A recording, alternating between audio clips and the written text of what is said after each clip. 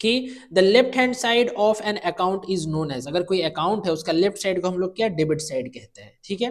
Second देखो, the right hand side of an account is known as, जो right side होता है account का उसको हम लोग क्या कहते हैं, उसको हम लोग क्रेडिट साइड कहते हैं।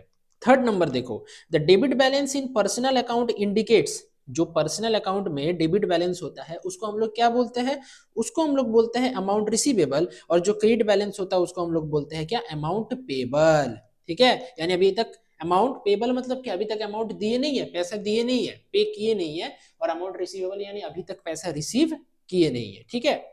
बात करेंगे क्वेश्चन नंबर 4 का, देखो the debit balance in bank account indicates, अगर बैंक में डेबिट बैलेंस है इसका मतलब क्या, इसका मतलब वो होता है कि कैश बैलेंस इन बैंक, यानी बैंक में कितना कैश बैलेंस है उसको हम लोग कहते हैं डेबिट बैलेंस, ठीक है।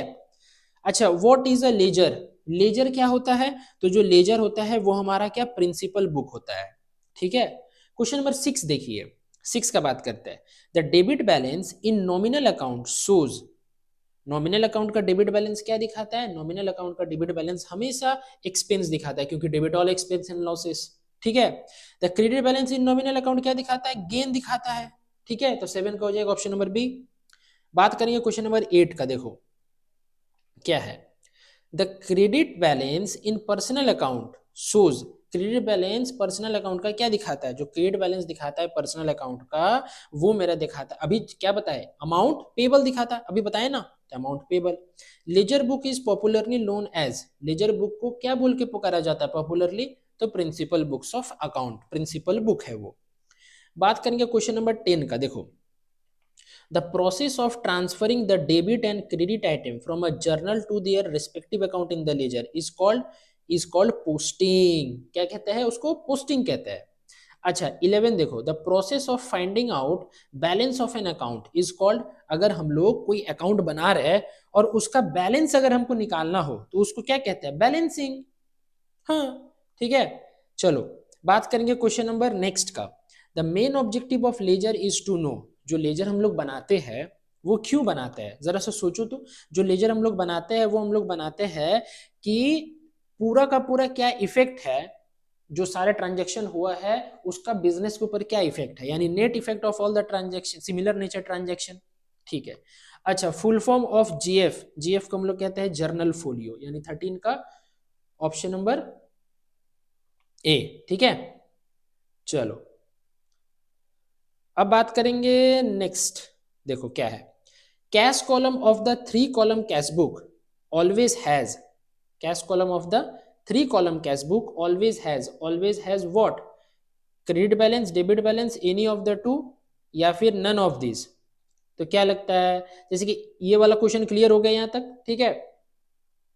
तो इसका जो ऑप्शन होगा वो क्या हो जाएगा, डेबिट बैलेंस, ठीक है।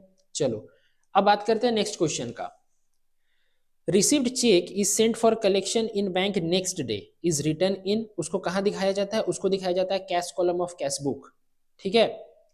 चलो उसके बाद देखो, cash book is, cash book क्या है, कैश बुक जो है वो मेरा अकाउंट भी है और सब्सिडियरी बुक भी है, ठीक है। उसके बाद देखो क्या है, बैलेंस ऑफ पेटी कैश बुक इज, पेटी कैश बुक का बैलेंस क्या होता है, एसेट होता है, जो पेटी कैश बुक बनाते हैं ना तो छोटा मोटा खर्चा के लिए बनाते हैं, उसका जो बैलेंस बचता है वो मेरे लिए एसेट है, ठीक है। 18 में देखो क्या है, what is bank overdraft, bank overdraft क्या है, मेरे लिए लॉस है, यानी वो कहां पे दिखाएंगे, नॉमिनल अकाउंट में दिखाएंगे, ठीक है। 18 हो गया। नेक्स्ट क्वेश्चन देखो, petty cash book is maintained to record, petty cash cash book क्या मेंटेन करने के लिए, petty cash receipt, petty cash payment, या बोथ ऑफ देम, तो both of them. Next question देखो, credit balance of bank account indicates, bank account का credit balance क्या indicate करता है, deposit with bank, overdraft from bank, both A and B, none of this. तो क्या लग रहा है बताओ, अगर बैंक अकाउंट में क्रेडिट बैलेंस है तो क्या होगा, चलो इसका क्वेश्चन आप लोग बताओ, इसका क्वेश्चन आप लोग बताना, ठीक है। हम मूव करते हैं नेक्स्ट क्वेश्चन में, debit balance in the bank column of cash book means, debit column, debit balance जो होता है बैंक कॉलम में कैश बुक का, जो देखो कैश बुक में बैंक कॉलम होता है, उस बैंक कॉलम का अगर डेबिट बैलेंस है यानी उसको हम लोग क्या कहते हैं, डिपॉजिट कहते हैं, ठीक है। चलो 9 नंबर का बात करते हैं, when a firm maintains a cash book it need not to maintain, अगर कोई कैश बुक मेंटेन कर रहा है तो उसको क्या मेंटेन नहीं करना पड़ेगा, bank and cash account in the ledger, bank और कैश का कॉलम मेंटेन नहीं करना पड़ेगा। उसके बाद देखो क्या है, double column cash book record, double column cash book क्या रिकॉर्ड करता है, जल्दी बताओ। कैश एंड बैंक ट्रांजेक्शन, ठीक है। नेक्स्ट देखो क्या है, goods purchased on credit are recorded in the purchase book, ठीक है, purchase book. The periodic total of sales return journal is posted to, जो पीरियोडिक टोटल होता है, पीरियड का टोटल होता है सेल्स रिटर्न जर्नल का, उसको हम लोग कौन सा अकाउंट में पोस्ट करते हैं, कौन सा अकाउंट में पोस्ट करेंगे, बताओ। क्या लगता है, चलो देखो, ये वाला जो था, इसके पहले वाला वो मेरा क्या था, कैश बुक का क्वेश्चन, ठीक है। और यहां से स्टार्ट हो गया मेरा किसका, सब्सिडियरी बुक वाला, ठीक है, जिसका पहला मैंने ए बताया। अब नेक्स्ट बताओ, तो इसका हो जाएगा sales return account, sales return account में पोस्ट करेंगे। उसके बाद देखो क्या है, the periodic total of purchase return journal is posted to purchase return account, ठीक है। उसके बाद purchase book is used to record, purchase book हम लोग क्यों इस्तेमाल करते हैं, तो परचेज बुक करते हैं all credit purchase of goods record करने के लिए, ऑप्शन नंबर सी। 5 का देखो, sales book is use to record dash, sales book क्यों करते हैं, all credit sale of goods, all credit sale of goods, ठीक है। अब बात करेंगे नेक्स्ट का, purchase return book is used to record, purchase return book क्यों करता है, तो return of goods purchased on credit, return of goods purchased on credit, यानी ऑप्शन नंबर सी हो जाएगा करेक्ट आंसर। नेक्स्ट देखो, कहाँ चला गया, हाँ, sales return book is used to record, sales return क्यों करते हैं, तो return of goods sold on credit, यानी इसका भी हो जाएगा क्या, ऑप्शन नंबर सी। बात करेंगे नेक्स्ट का, देखो journal proper is used to record, journal proper क्यों यूज किया जाता है, तो हम लोग इस जर्नल प्रॉपर को करते हैं return of fixed asset purchase on credit, ठीक है। चलो नेक्स्ट देखो, नेक्स्ट में क्या है, which of the following is not a book of original entry, कौन सा बुक ऑफ ओरिजिनल एंट्री नहीं है, तो द लेजर, क्योंकि लेजर क्या है, प्रिंसिपल बुक है।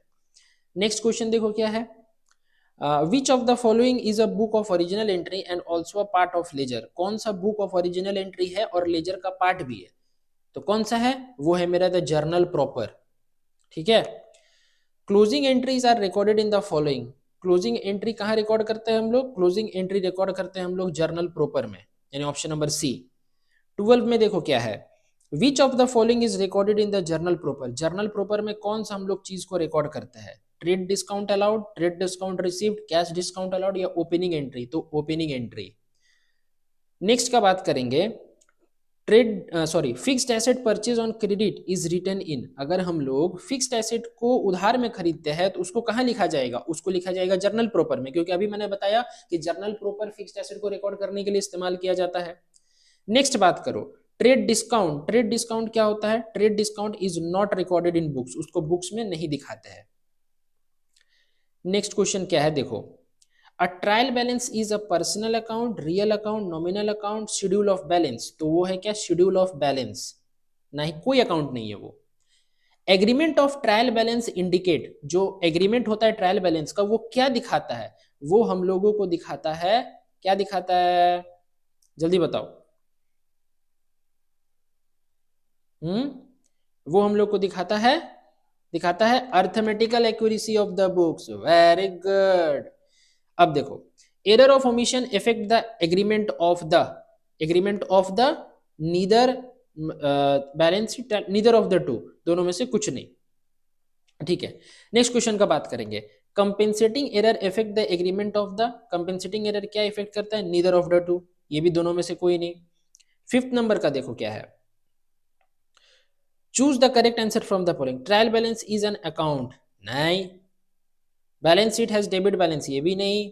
Trial balance is prepare to know the, yes ये वाला होगा, ऑप्शन नंबर सी 5 का, ठीक है। नेक्स्ट क्वेश्चन का बात करते हैं, नेक्स्ट क्वेश्चन क्या है, while posting 10 is missing, while posting 10 is missing which error it is called, इसको हम लोग कहते हैं एरर ऑफ ओमिशन, यानी छूट गया, ठीक है। चलो नेक्स्ट क्वेश्चन का बात करते हैं, डेप्रिसिएशन इज एन, यानी ये डेप्रिसिएशन का क्वेश्चन है। डेप्रिसिएशन इज एन, डेप्रिसिएशन क्या है? एक्सपेंस है, प्रोविजन है, इनकम है, या क्या है? तो पता है डेप्रिसिएशन क्या है? डेप्रिसिएशन प्रोविजन है। ठीक है, नेक्स्ट क्वेश्चन का बात करते हैं। Depreciation according to straight line method is calculated on what? Original cost. ठीक है, according to diminishing balance method depreciation is charge on written down value. ठीक है, ये सब चीज समझ रहे हैं। Depreciation is a process of, depreciation किसका प्रोसेस है? एलोकेशन का। ठीक है,